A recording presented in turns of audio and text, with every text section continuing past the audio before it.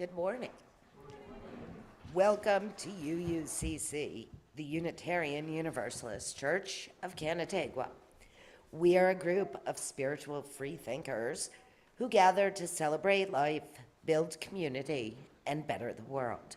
Wherever you are on your spiritual journey, you are welcome here. I'm Karen Alvarez, your worship associate for this morning, and the service today will be led by our minister, the Reverend Cindy Terlazzo. Thank you to everyone on this morning's worship team, also including music by Bill Mills and religious education for children 3 and over by Pat and Kaya Mills.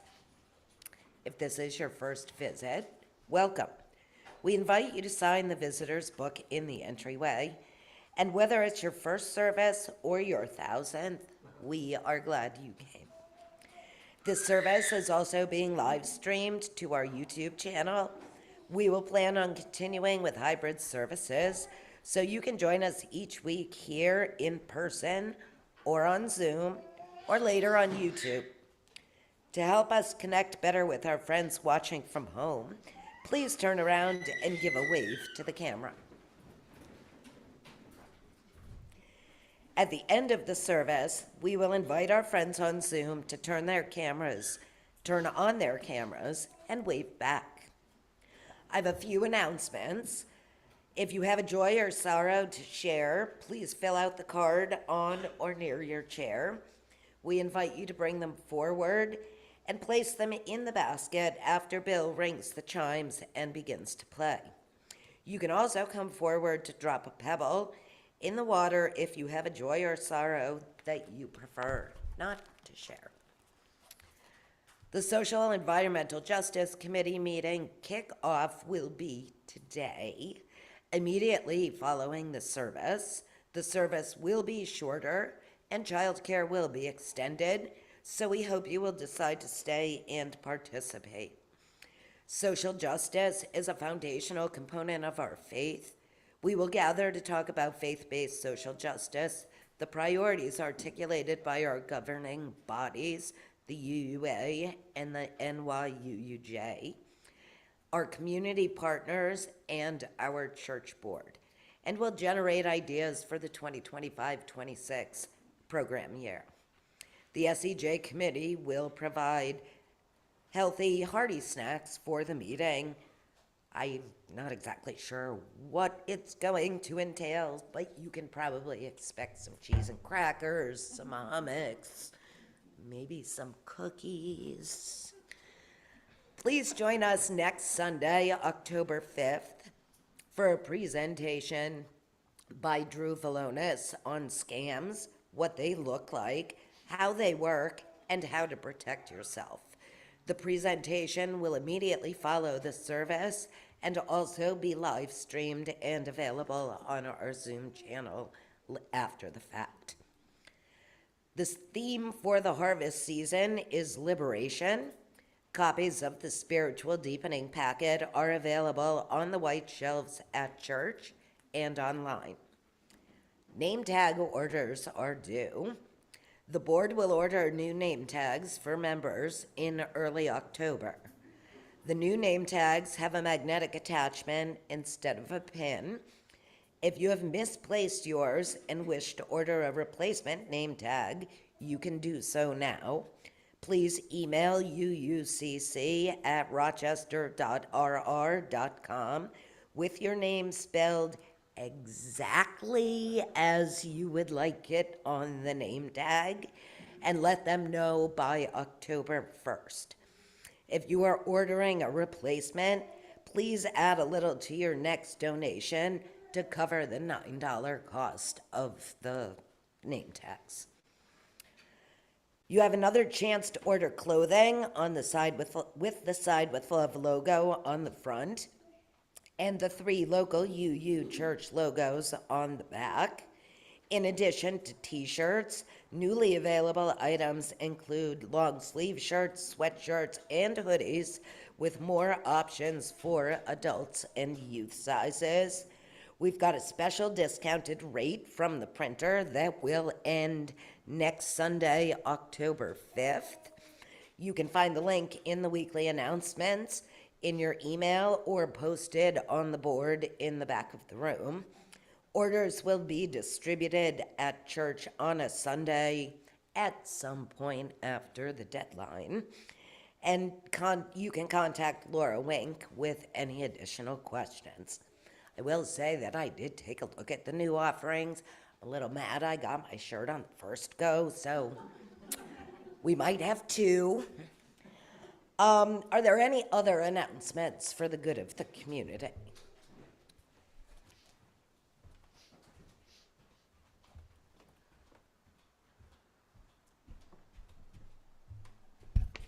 I made this announcement last week from online. I'm a member of the New York State Convention of Universalists, and we are having our annual meeting on October 24th, 25th, 26th. I think last week I said it was the 250th celebration. It's the 200th celebration. Oops. But one thing I did forget to mention is that the Reverend Dr. Sophia Betancourt, who is our UUA president, will be our keynote speaker. And if that's not a reason to come, I don't know what is. So I have a couple of flyers if anybody wants it. It also should be in the newsletter. I sent it to Scarlett. And there's also a flyer on the bulletin board and back. So thank you.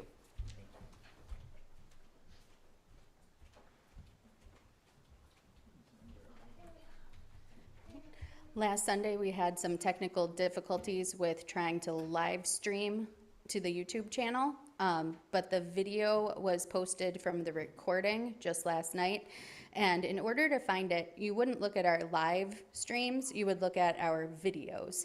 If you missed last week and were interested in seeing the presentation from FLX Justice Partnership, I'll also ask Scarlett to put a link into next week's announcements. It happened a little too late for this week. And then the other thing is we may be a little short on Joys and Sorrows cards this morning. If you have something that you really want to share and you don't have a piece of paper handy, you can come see me in the back. I always have scraps. And the fundraising committee has chosen October 25th as our trunk or treat day. So if you are interested in bringing a trunk, let me know. Thanks.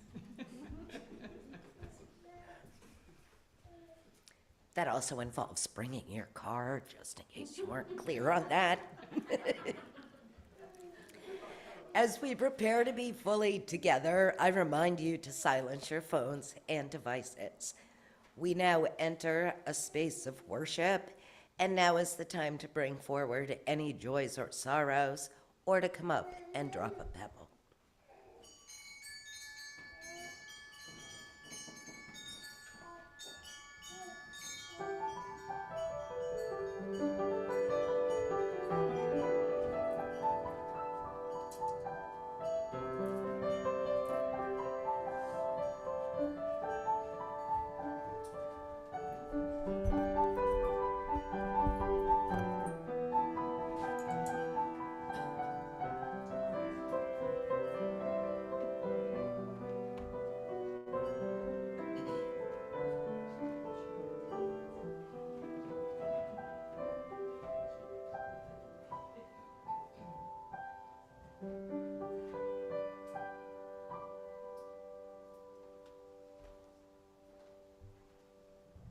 Is there anyone interested in helping with the chalice this morning?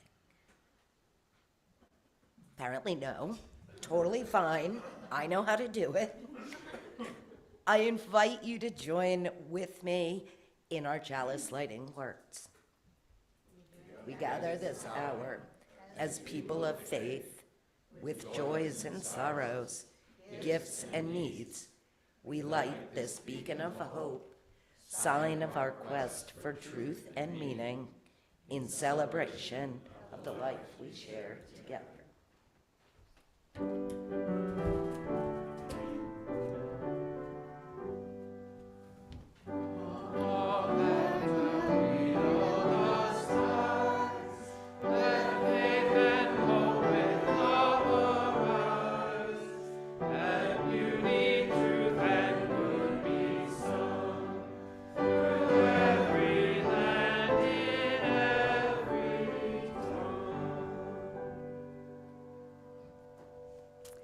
Well, good morning.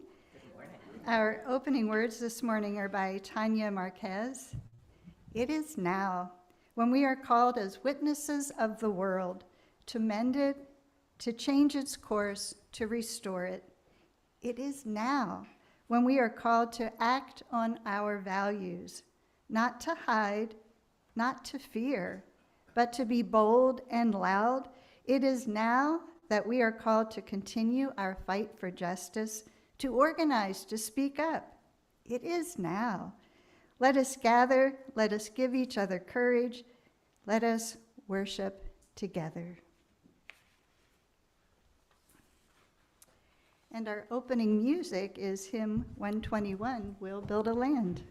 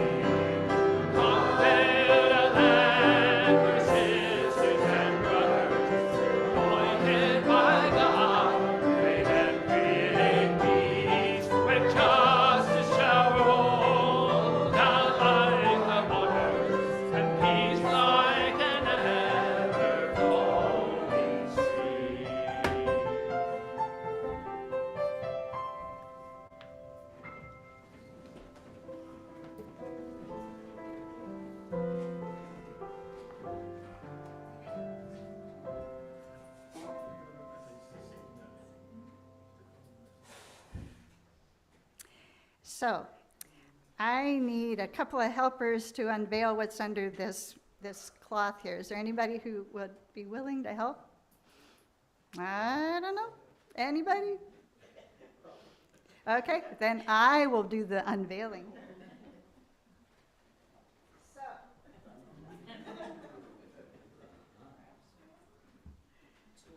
So what is it? What do we have here? I'll hold it up.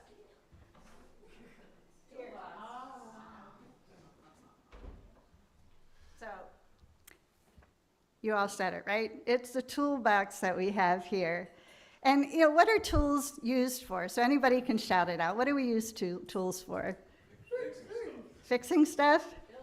Building stuff. Tinkering. Yeah. And the toolbox itself, so that's what we use our tools for, but the box is used for keeping all of those tools in one place, so when we need them, we know where to find them. And, sometimes, like we said, when something's broken, you might need to find the right tools, so hopefully you go to your toolbox and you can find what you need. But sometimes we have other kinds of toolboxes, and we can think of our coping skills, our spiritual and emotional tools like this too. When we're going through a hard time, when we have a broken heart, or we're really scared or angry or overwhelmed or grieving, we can think about what tools we have inside, what practices we have that might help us take care of ourselves during those times. So what kinds of tools might you use for those spiritual and emotional things that need attention? What do you? Meditation. Chess. Chanting. Or chess. Maybe chess would work too.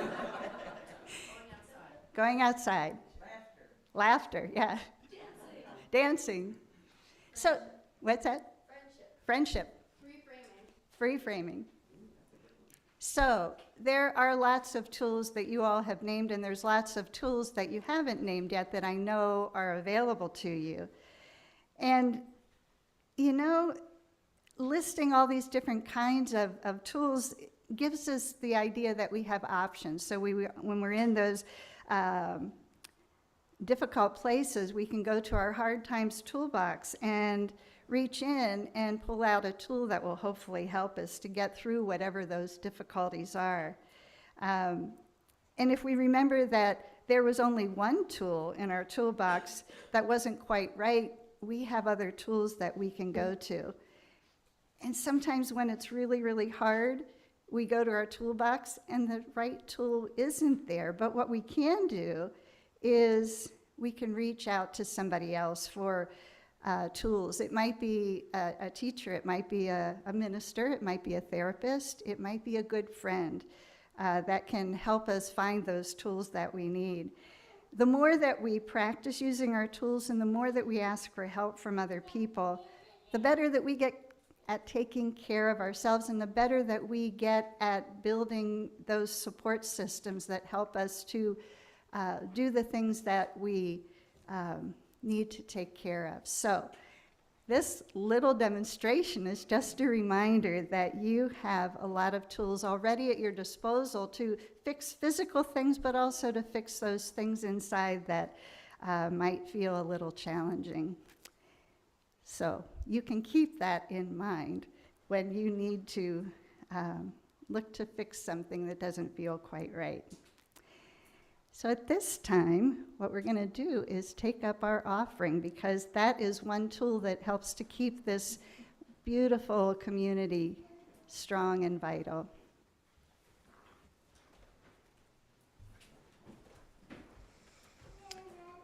Now is the time in our service to join together in the spiritual practice of generosity. Our gifts of both time and money support our church and its work. Each week, we would like to spotlight a group or committee and thank them for their gift of time. This week, the group is the Social Environmental Justice Committee. Not a surprise. People interested in finding out more can stay after the service and join with our work on that today. 1/4 of our plate collection for the harvest season will go to our service partner, Finger Lakes Justice Partnership. Finger Lakes Justice Partnership helps weave together the efforts of the region's diverse justice-seeking individuals, organizations, and institutions through advocacy for members of historically marginalized groups of all kinds. They work to move the Finger Lakes away from passive acquiescence to injustice and toward an active embrace of anti-racism, community building, mutual aid, and understanding. You can give to this morning's offering by placing cash or a check into the basket or by one of the options on your screen. Please make a note that your gift is intended for today's offering. We now gratefully accept the offering.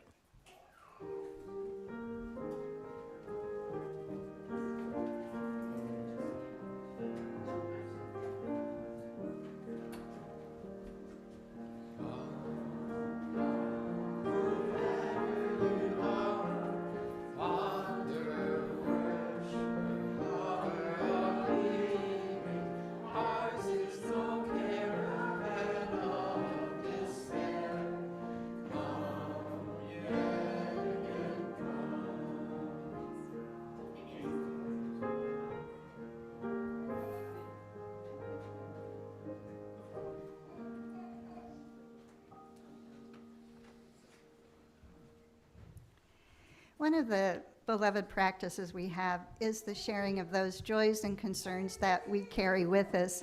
And I have two to share with you today.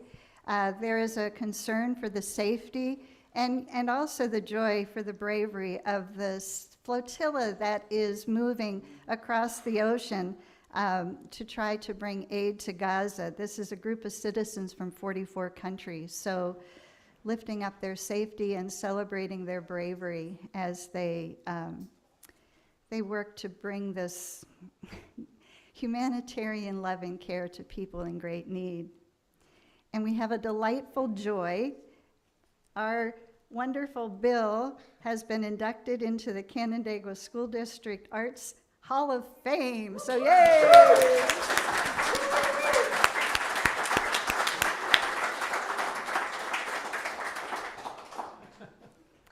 So, lots of things to hold in our hearts, both in wonderful sense of joy and celebration and also in concern. And those things that haven't been shared that are still resting in your heart, when you are ready, find someone to share them with, because sharing our joys and sorrows is a really, it's a wonderful way to create community. So I invite you to do that when you are ready to do so.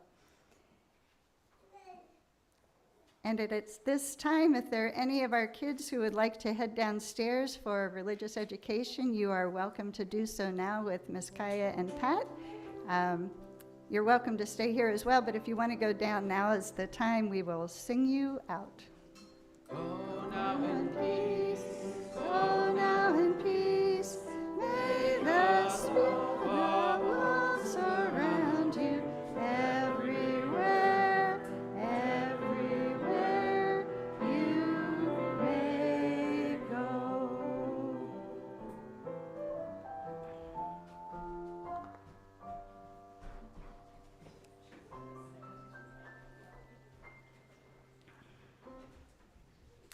So let's just take a breath, holding all that there is to hold in these days. And I invite you into a time of meditation, prayer, and reflection with a reading by Richard Gilbert, Reverend Richard Gilbert. Spirit of life, I need your wisdom right now. I rise in the morning torn between the desire to save the world or to savor it, to serve life or to enjoy it, to savor the sweet taste of my own joy or to share the bitter cup of my neighbor, to celebrate life with exuberant step or to struggle for the life of the heavy laden. What am I to do when the guilt at my bounty clouds the sky of my vision, when the glow which lights my every day illumines the hurting world around me? Do I savor the world or save it? God of justice, if such there be, take from me the burden of my question. Let me praise my plenitude without limit. Let me cast from my eyes all troubled folk. No, you will not let me be. You will not stop my ears to the cries of the hurt and the hungry. You will not close my eyes to the sight of the afflicted. What is that you say? To save, one must serve. To savor, one must save. The one will not stand without the other. Forgive me in my preoccupation with myself, in my concern for my own life. I had forgotten. Forgive me, God of justice. Forgive me and make me whole.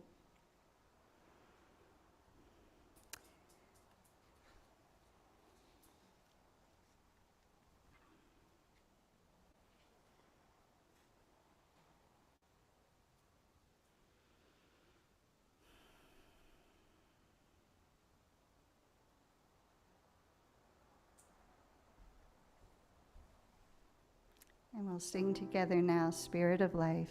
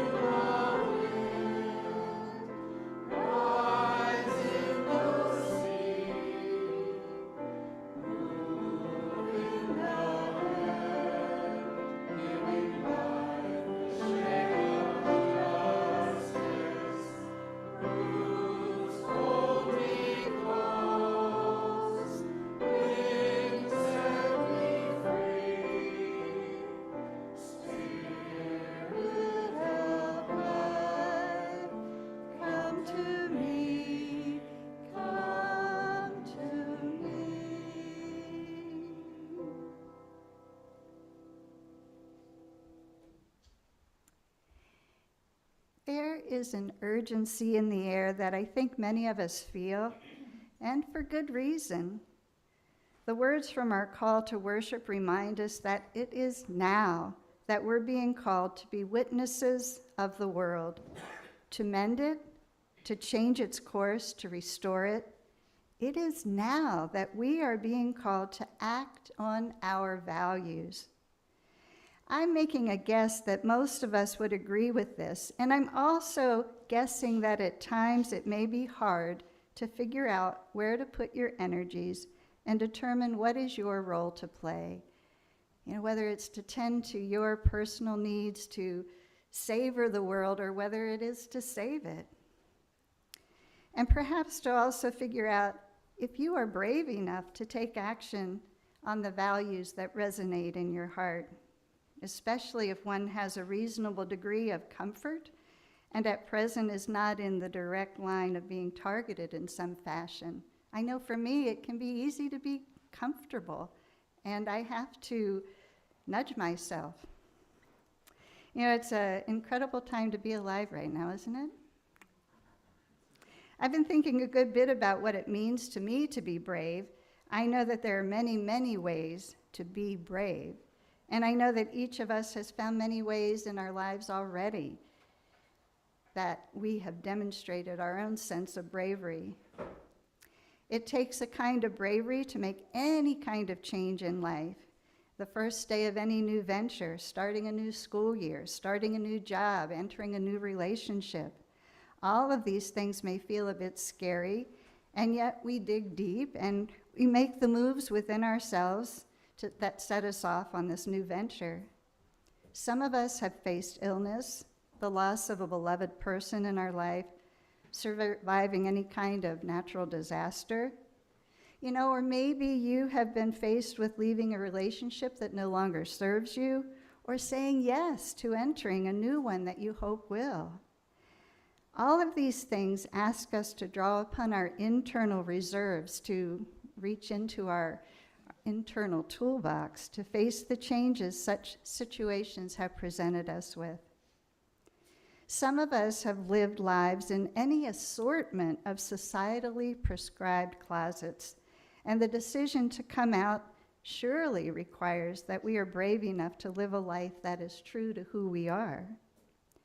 Sometimes just choosing to love ourselves exactly as we are is a mark of bravery, a mark of courage. So all of this tells me that each of us has already practiced the art of being brave many, many times in our lives. And you know what? The days in which we are living are asking us to dig deep within ourselves once more to figure out what is our role to play in the unfolding of these most challenging and transformative times. If you've had a chance to read this year's UUA Suggested Common Read, Social Change Now, you know that it's filled with useful information and prompts for reflection to help you figure out how you can best engage, where you can best put your energies. And some of us have figured it out already. Help abounds in so many ways to guide our discernment in figuring out how to stretch beyond what we might be comfortable doing, to use the skills that we have or to figure out new skills, and to live into our deepest values so we can do our part. For truly, each of us right now has a part to play, whether it is holding space for other people to be on the front line, whether you're on the front line, whether you're writing letters, whether you're making food, sending donations. There are many, many ways for you to participate, and your actions are much, much needed. You know, I know that I gain encouragement from recalling what others have done in the past and are doing now. I know my husband and I just went to visit the Susan B. Anthony House, another reminder right here in the area of somebody who spent their life being brave, you know, going out, you know, speaking the proverbial truth to power in the effort of making change over decades of their lives. Harriet Tubman, you know, Frederick Douglass, all of these people have passed through these areas. We have many people that have illuminated our path from the past. And what I want to do right now is to share two current day examples that speak to the times that I think we're facing right now. What I'm going to share now is a reading from How We Learn to Be Brave by the Right Reverend Marian Edgar Boudet, and you might recall that she was the Episcopal minister who gave the who gave the service, and in which she asked Mr. Trump to be merciful. And in retrospect, that really was an act of bravery on her part. She says, "We all want to be brave when it counts, to be the one who steps up, leans in, and does the right thing when it matters. We want to bring our best selves when we're called upon. Yet decisive moments are almost always preceded by seasons of preparation. How we prepare for decisive moments determines our ability to step into them when they come. The capacity to respond in such a moment doesn't drop from the sky. Moments like these are preceded by seasons of preparation, of practice, and intentions of making countless daily decisions that determine our capacity to be brave when called upon, or when we're summoned, not of our own choosing. Most of the defining moments of life never make the news cycle. Most are personal, some are private, yet all are the moments that shape our lives and make us the people we are and who we are called to become. The courage to be brave when it matters most requires a lifetime of small decisions that set us on a path of self-awareness, attentiveness, and willingness to risk failure for what we believe is right. It is also a profoundly spiritual experience, one in which we feel a part of something larger than ourselves and guided somehow by a larger spirit at work in the world and in us. It takes courage to accept and fully live the lives that we have been given." Yeah, it takes courage to just be who we are in this world. You come here because you're drawn by a set of ideals, of visions, of principles and values, and to really live them sometimes takes some real courage to live them fully. Valerie Carr is another person I want to bring to your attention. She's the author of several books, including one called See No Stranger, and she started an organization called the Revolutionary Love Project. She is someone who gives me tremendous inspiration. She lives in San Francisco and was part of the protests in June when troops were sent into her city. The following is an excerpt from a rally that took place on June 10th. To the agents and soldiers in the streets, you can come at us with your batons, you can burn us with your tear gas, you can throw flashbang grenades at us to make us shake and cry. And I have cried in those streets. You can even lift your rifles and aim them at us, but you cannot make us hate you. You do not have that power. We will choose to see your humanity even when you deny us ours.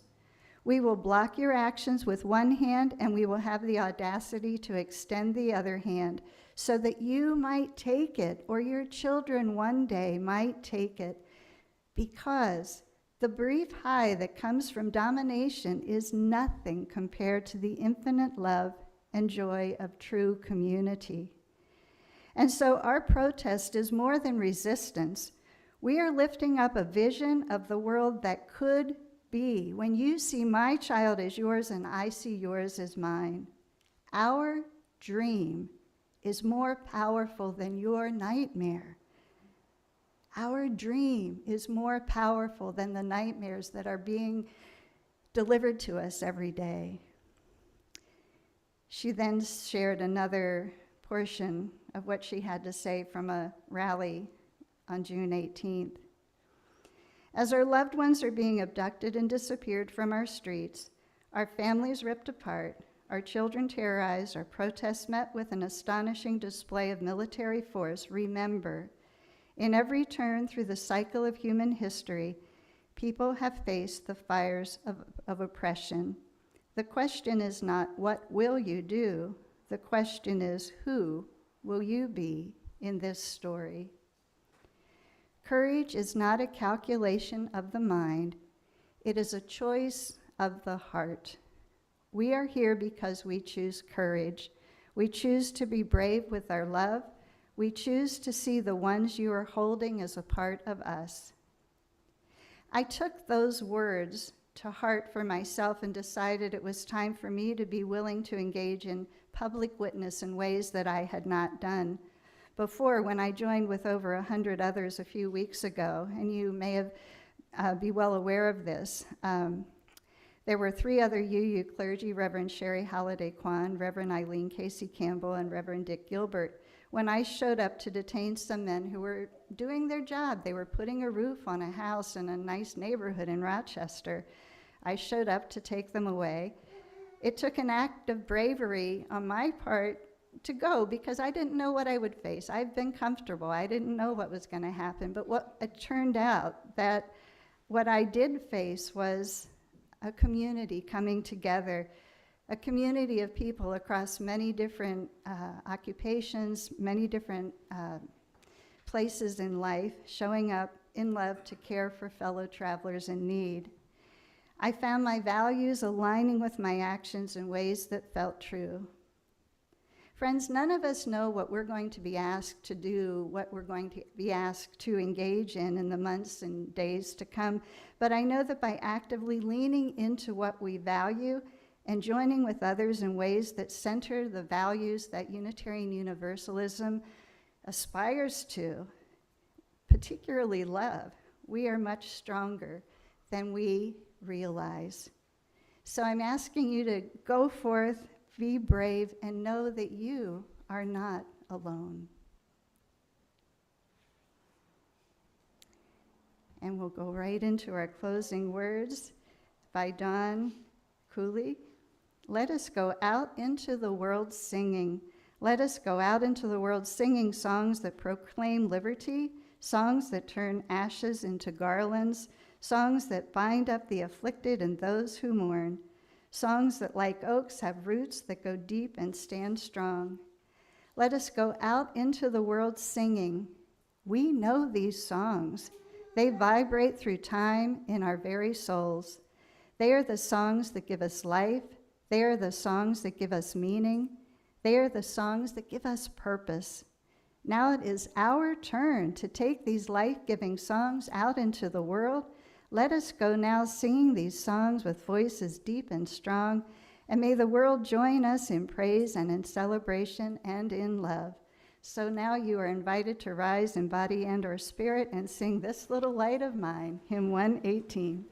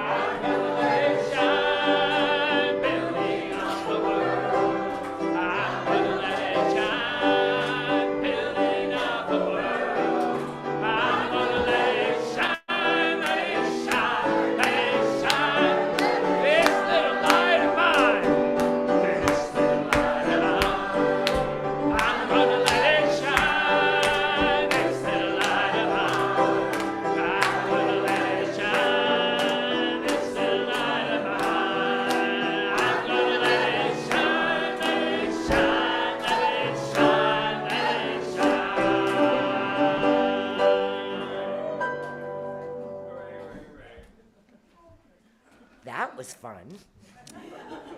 If you are joining us on Zoom, now is the time to turn your camera on if you would like to wave goodbye. And please join me in our words for extinguishing the chalice. We extinguish this flame, but not the light of truth, the warmth of community, or the fire of commitment. These we carry in our hearts until we are together again.